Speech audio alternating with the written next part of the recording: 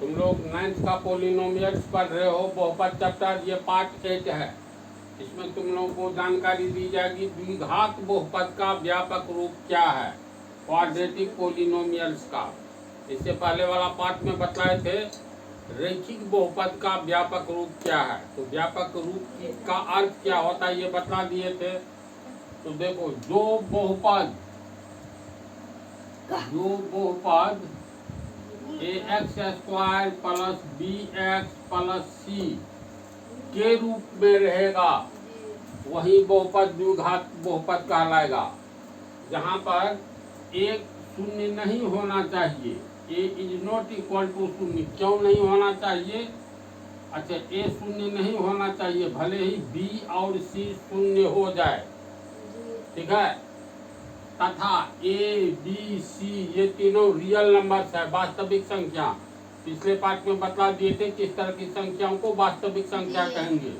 तो जहाँ ये लिखना पड़ता है हम फाइनली लिख देते हैं, अभी समझना है। जहाँ a is not equal to 0 तथा a b c ये तीनों जो है वास्तविक संख्या है, यानी रियल नंबर्स है।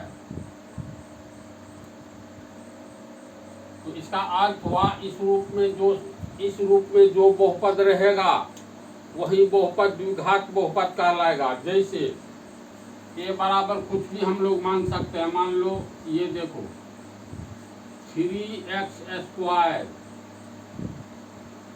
प्लस 5x माइनस 6, क्या यह बहुपद द्विघात बहुपद है? इसको अपने व्यापक रूप में लाएंगे। जब व्यापक रूप में आ गया तब तो ये द्विघात बहुपद होगा, अन्यथा नहीं होगा। तो व्यापक रूप का अर्थ हुआ इस रूप में लाना है। तो इसको हम लोग लिख सकते हैं 3 गुने x² प्लस 5 गुने x। देखो ax² आ गया, a के जगह पर 3 है, x² के जगह पर x² है। फिर होता है bx प्लस c, तो प्लस के जगह प्लस आ गया है। b के जगह क्या दिखाई दे रहा है? x के जगह x, तो b के जगह 5 दिखाई दे रहा है ना, और -6 है ना। तो यहाँ प्लस है, तो यहाँ भी प्लस देंगे, लेकिन हिसाब में 5x हो गया, इसके आगे -6 है, यहाँ प्लस दिए। इसका अर्थ है क्या कॉमन लेंगे? तो माइनस, प्लस माइनस -6। अब ध्यान से देखो तो a के जगह तुमको हो गया 3, x² के जगह x² प्लस के जगह प्लस, x के जगह x, इसका मतलब b के जगह 5 हो गया, प्लस के जगह प्लस, c के जगह -6 हुआ। यानी यहाँ पर हम लोग लिख सकते हैं a बराबर 3, b बराबर 5 तथा c बराबर -6। तो इसीलिए यह ax² plus bx plus c के रूप में है, इसलिए यह बहुपद द्विघात बहुपद है। समझे? एक उदाहरण देख लो फिर, x² माइनस x, समझा, -6। क्या यह बहुपद द्विघात बहुपद है? जी। तो ये कैसे समझेंगे? एकाएक जी बोल देती हो। इसको अपने व्यापक रूप में लाओ। व्यापक रूप का अर्थ हुआ ax² plus bx plus c के रूप में। तो इसको हम लोग लिख सकते हैं 1 गुने x² लिख सकते हैं। फिर यहाँ देखो 1 हो गया a, x² की जगह x², फिर प्लस है, तो यहाँ प्लस देंगे। x के पीछे किसी का गुना नहीं है, प्लस दिए तो प्लस को किससे गुना करेंगे तो माइनस होगा, तो माइनस से plus minus minus 1 2 plus minus minus, यहाँ कुछ नहीं तो 1 तो छिपा हुआ है, तो ax² प्लस b, ये x है तो x दे दो। ये दोनों को, इतना को हल करो तो इतना को प्लस माइनस माइनस, 1 को x से गुना करेंगे x आ गया ना। फिर यहाँ पर माइनस है, यहाँ पर प्लस है, तो प्लस देंगे। माइनस में प्लस कॉमन लेंगे तो माइनस होगा ना, प्लस माइनस माइनस, 6 एकम 6। अब ये देखो ये आ गया तुमको ax² प्लस ये हो गया bx प्लस c। तो a की जगह क्या दिखाई दे रहा है, 1, यहाँ a बराबर हो गया 1, x² की जगह x² प्लस के जगह प्लस, x के जगह x, तो b के जगह -1 दिखाई दे रहा है, तो b बराबर -1, प्लस के जगह प्लस, c के जगह -6 है ना, तो c बराबर -6, यानी ये ax² plus bx plus c के रूप में है, इसलिए यह बहुपद द्विघात बहुपद है। इसको भी समझ गया ना, दे देगा इतना द्विघात बहुपद है, तो कैसे समझोगे? इसको पहले तोड़ लेंगे। इसको पहले तोड़ेंगे, तोड़ेंगे का अर्थ है गुना करो दोनों कोष्ठ के, तो ये हो गया x²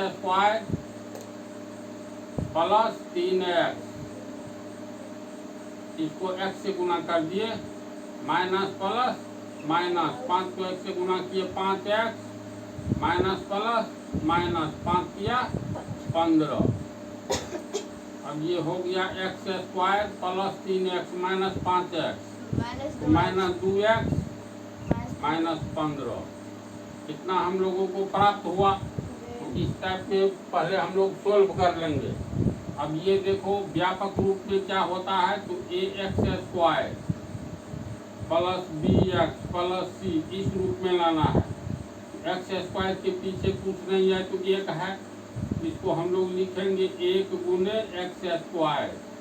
यहाँ प्लस है तो यहाँ भी प्लस होना चाहिए, तो यहाँ प्लस है तो प्लस लिखो, लेकिन प्लस को किससे गुना करेंगे तो माइनस होगा, तो कोष्ठ माइनस से तो प्लस माइनस माइनस, 2 है तो 2 को कोष्ठ में दे दो, x को कोष्ठ के बाहर रखे। अब देखो प्लस के जगह प्लस, b के जगह -2 और x के जगह x आ गया, फिर प्लस है तो प्लस लिखो, लेकिन यहाँ -15 है तो प्लस को माइनस से गुना करेंगे, प्लस माइनस माइनस, इसको कोष्ठ में लिख दो। अब ध्यान से देखो तो ax² plus bx plus c के रूप में है, इसलिए यह द्विघात बहुपद है। यहाँ पर a बराबर कितना, तो a बराबर 1, b बराबर -2, x के जगह x है, प्लस के जगह प्लस, तो इतना बच गया, तो b बराबर -2, c बराबर प्लस के जगह प्लस, c के जगह पर -15 है, तो ax² plus bx plus c के रूप में है, इसलिए यह द्विघात बहुपद है। तो मेरे समझ से तुम लोग अच्छा से समझ गया होगा।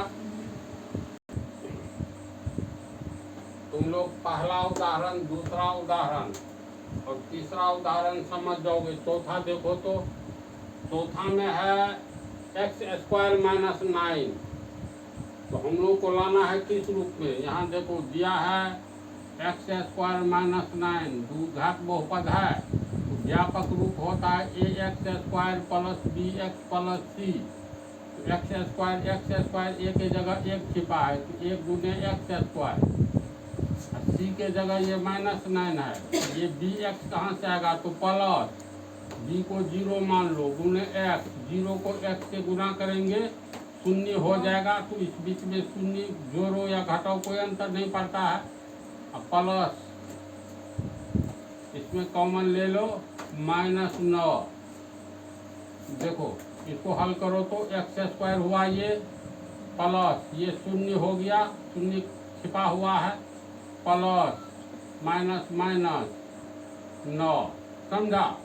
तो ax² plus bx plus c, a के जगह पर ध्यान से देखो 1 आ गया है ना, x² की जगह x² प्लस के जगह प्लस, b के जगह देखो शून्य है, x के जगह x है, प्लस के जगह प्लस, c के जगह -9, तो यहाँ a बराबर हो गया 1, b के जगह शून्य, b बराबर 0, c बराबर -9। तो इस उदाहरण में यही है, तो इस टाइप का भी हिसाब आएगा, इसको तू लोग समझ गया ना अच्छी तरह। अगले पार्ट 9 में अब प्रॉब्लम्स, मैथमेटिकल प्रॉब्लम्स स्टार्ट होगा।